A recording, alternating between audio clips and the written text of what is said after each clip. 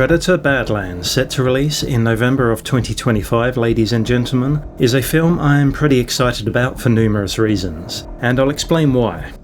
Firstly, this year will feel like an explosion of new releases from our favourite franchises. We have the Alien TV show coming this summer, and a more secretive Predator film arriving before Badlands, believe it or not. It is an anime, and will be set in Japan during the samurai period.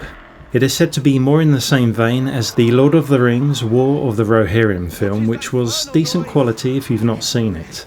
Secondly, I love it when a studio sets out to try something different, and a fresh take on a battle-scarred and grizzled old franchise like Predator is welcome news indeed. Now, the director of Badlands is Dan Trachtenberg, who by no coincidence also gave us the unexpected and surprisingly enjoyable Prey movie in 2022.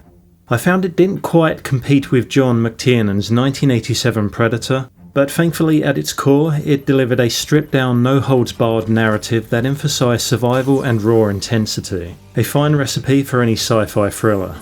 I also appreciated that it was set in the early 1700s, mainly focusing on the Comanche tribe in the northern Great Plains. It was a nice deviation away from the contemporary backdrop of the modern world, and the Wild West has always provided great escapism for me. I'm sure many of us, including myself, had just assumed a sequel to Prey was always going to be the inevitable next best step.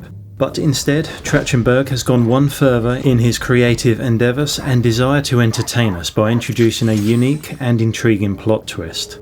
I speak of a single predator, or a Yautja as they are known, now becoming the film's main protagonist.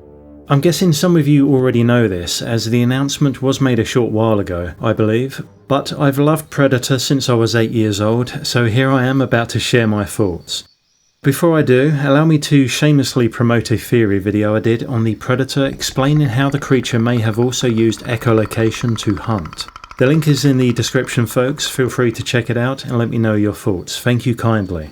So why is this good news for most Predator fans? Well, if I may be so bold as to assume that many of you share my view on the best film in the franchise, which is this. Predator never tried to be anything more than it was, which was always about action-packed and blood-soaked visceral thrills with intense characters that could only have existed in the very best of 80s blockbuster movies.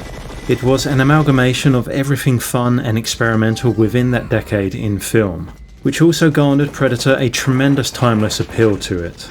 Although it was mature fun, it was never deeply scary, nor did it become steeped in complex lore, existential dread, and an intricate web of mythology that you're more likely to associate with the Alien franchise. Still, it is a saga that boasts one of the most awe-inspiring and equally intimidating monsters shown on film. However, as much as 1987's original, 2022's Prey, and parts of the other films have delighted us with immensely thrilling cinematic moments, larger portions from subsequent movies also bring some extra baggage of cheese and sometimes downright shite stemming from a mixture of studio greed and lazy writing. I think we can all agree on that. I found 2018's The Predator to be one of the worst sequels in a major franchise. It was hard to tell whether the filmmakers were simply mocking us long-time fans or genuinely attempting a bizarre form of social commentary, one that framed sexism and arrogant pig-headed men as obstacles preventing Olivia Munn's character from realising her full badass potential. Either way, what a flatulent disaster that one turned out to be. What's the upside to me staying here with you guys? Maybe staying alive. We are soldiers. What gives me a healthy dollop of hope as I try to manage my expectations for November's Predator Badlands is how Trachtenberg, in his January issue of Empire magazine interview, describes his approach to tackling the story and its unique Predator POV. He says he wanted to find another essential piece of cinema that does what Prey did spiritually, pushing the franchise's boundaries, letting us root for a hero we rarely get to root for, but in a different way. And that transformed into this big idea of rooting for the Predator. He then describes that the creature is front and centre, leading the charge. He's still badass, but there's something that touches you emotionally too. Creating a character you connect with but are also super intimidated by has been challenging but exciting. My initial reaction to this is that it sounds incredibly appealing, and I always welcome a change of formula. We've had many examples of villain protagonists in films, so we know the format works. Great examples are Nightcrawler, Joker, American Psycho, and the list goes on. However, I cannot think of any examples of a physically superior, vastly more intelligent, and deadlier iconic sci-fi horror villain who will now be the character that we'll probably be on the edge of our seats rooting for. So I'm sensing some promise here, and what a breath of fresh air this is. It could be something that the Alien films are in dire need of, not that I'm suggesting that we root for the xenomorph, but it's about time they changed their formula of crew member gets infected, chest burst happens, most of the crew dies, and then the female heroine, who happens to have the same colour hair as Ripley every time, blows it out of the airlock. What makes this premise all the more compelling is if we read between the lines of how the director describes the location and story themes.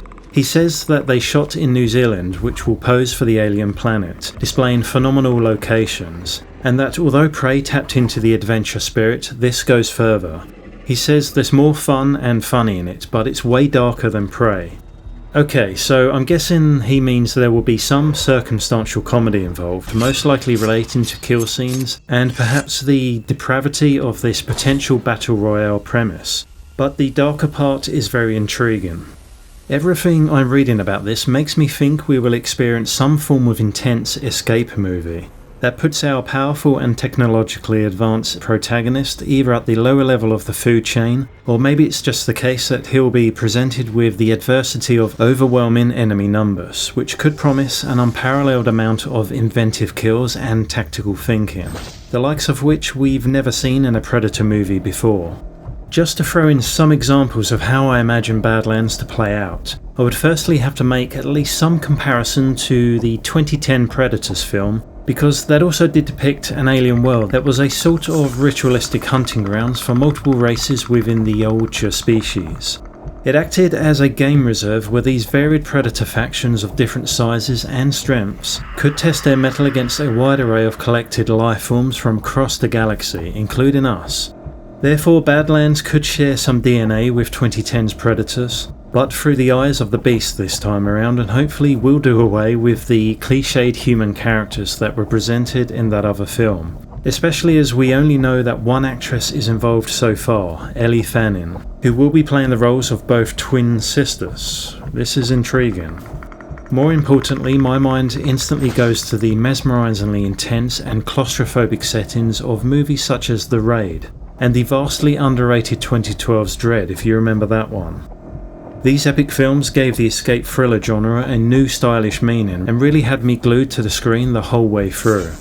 Suppose Badlands will indeed resemble something more akin to those films, with the rush of adrenaline spurred on by climatic chase scenes and the threat of becoming backed into a corner with no escape, where innovation and creativity are the only way out. Then how can it get more exciting than this? Christ, Mel Gibson's Apocalypto even comes to mind. How thrilling was that film?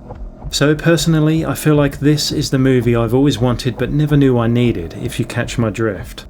The reason why, when the Predator hunts and kills our human protagonists, it's more exciting than horrifying, is because they emphasise action, skill and spectacle rather than fear.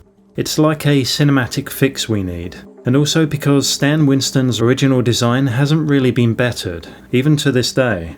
It's been modified in some films, but mainly at a detrimental cost, and I was impressed only by the new variations seen in Prey, if I'm honest. This ferocious being isn't some mindless killer or monstrosity, it's a calculated hunter, and each kill showcases its cunning, advanced weaponry, and adherence to a code of honour that may as well be embedded within its very DNA. This all assumes that our deadly protagonist is truly the underdog in this fight on the alien planet, a premise I find incredibly compelling. Watching the infamous apex predator push to its limits, forced to muster every ounce of strength to survive, could make for a gripping story. It reminds me somewhat of the altruistic predator from Predators and the first AVP film, both of whom aided human protagonists in their time of need. However, those alliances lacked real emotional weight. In contrast, Trachtenberg has promised genuine emotional investment in Badlands. Though details remain scarce, I can only assume that the film's emotional core will centre around the dynamic between the Predator protagonist and the human twins, both played by Ellie Fanning, as I said earlier. Suffice to say, I'll be keeping a close eye on this one throughout the year and will report on any major news or developments as they emerge. As always, I'd love to hear your thoughts and excitement levels for another Predator film, especially one that seems to come with one hell of a twist. This is Entertain the Dude, thanks very much for watching, and I'll see you soon.